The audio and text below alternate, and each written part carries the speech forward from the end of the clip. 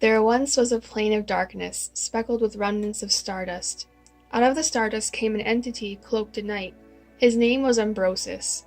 As he wandered throughout the empty realms, he came across no one but himself.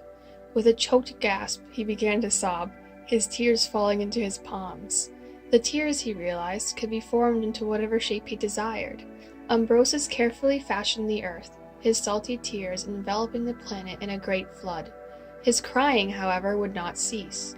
As the waters besieged him, he knew within him that he was the final ingredient for planet Earth. Ambrosis thus decreed, "My body will henceforth serve as a land upon which life shall walk." As the words left his mouth, he expired. His body was dismembered, and each part formed its own continent. As land and water met, they coupled to create new life in the form of Viridia, the goddess of vegetation. She rose from the murky depths and proclaimed, "With my touch, life shall spring forth from the land and sea." And so it did. As the years slid past and the earth grew green, Viridia realized that the planet was not complete. "Day by day," she proclaimed, "I walk these lands, filling them with life, but not with soul. Plants die without rain, and spread without predator." Viridia thus planted seeds within her, and waited. Months after months, her stomach grew, and one day she screamed in pain as her children decided to emerge.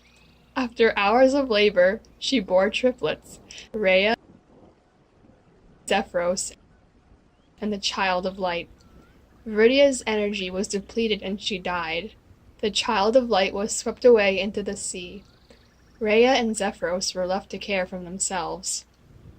Zephyros rose into the air and with his booming voice declared, "I am the master of fire, water, earth, and sky.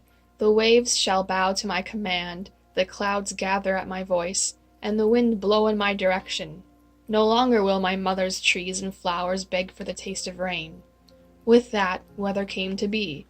Below him, his sister carved out her own destiny. "From my voice a different sort of life will appear," she said. "I will call creatures into creation. Those with feathered wings and curled talons will protect the sky." That was how birds came to be. Those with fangs as long as my fingers will prowl the plains and rule the jungles. Lions, tigers, and panthers pranced forth at her words. Those with horns of all size will feed upon my mother's greens. Deer, rhino, and moose appeared. Rhea continued to create life, from the most ferocious of wolves to the most innocent of lambs.